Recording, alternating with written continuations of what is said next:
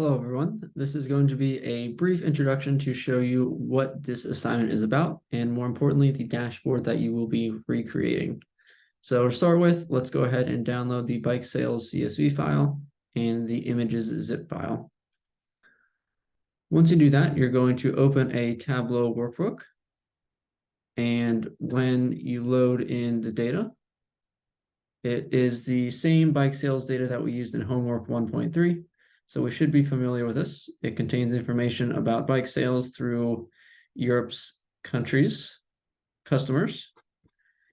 And as this says in the assignment description, what we're going to do is recreate a dashboard. So this is going to be testing your ability to follow along with video tutorials and apply them to a new data set, a new problem that's slightly different, right? This is a very common technique when learning new software, when trying to apply some methods to your specific problem, whether that be a homework assignment or later in your career as well.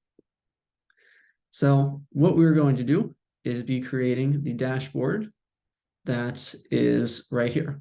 So this is very similar to the dashboard that you created in the notes for section 2.4.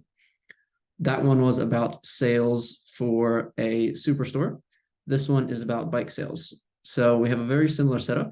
We have the image up here on the left, the images for the shapes. These are included in the images.zip folder that was on Canvas, so you can find those there.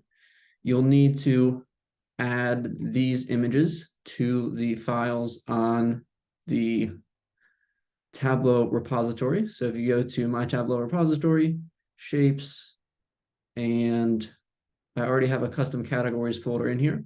That is where the mountain and the road images should be.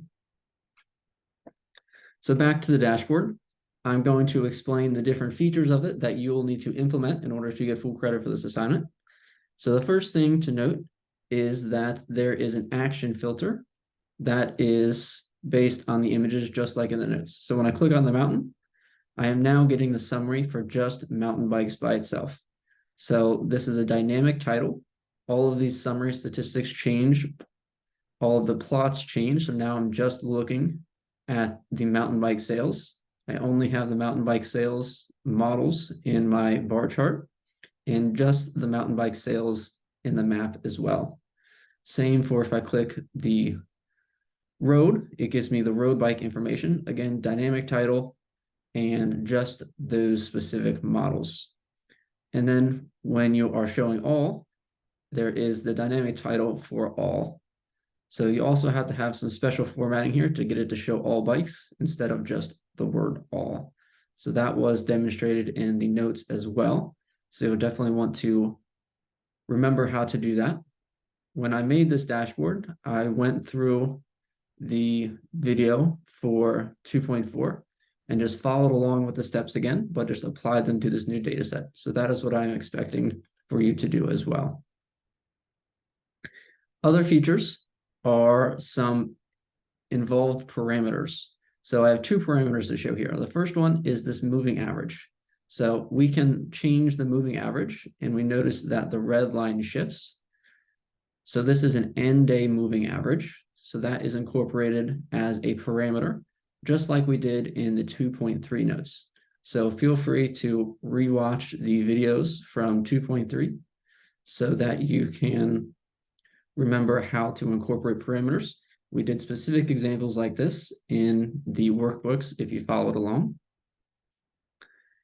And then another feature is the date range. So right now I have a slider for the range. Currently, the range is showing from January 1st, 2012 to December 31st, 2012. And it's also giving me the sum of all of the sales in that specific date range. And we have a shaded reference band that is showing me the window that I'm looking at. When I change my date, the band changes, the title changes to the dates, and the sum also changes. And the title, the subtitle also changes based on the moving average days as well. So all of those features need to be incorporated. And then we also want to focus on the overall layout. So I have my parameter controls up here corresponding to the plot. And then we also have the plots organized like so. So I was able to do this in 5 sheets. So I have a sheet for just the menu, I have a sheet for the banner, a sheet for the map, the profit timeline, and then the bar chart, and then finally the dashboard. So I'm expecting to have all of these sheets recreated in your workbook and the final dashboard laid out like this. So good luck, and let me know in the discussion board if you have any questions.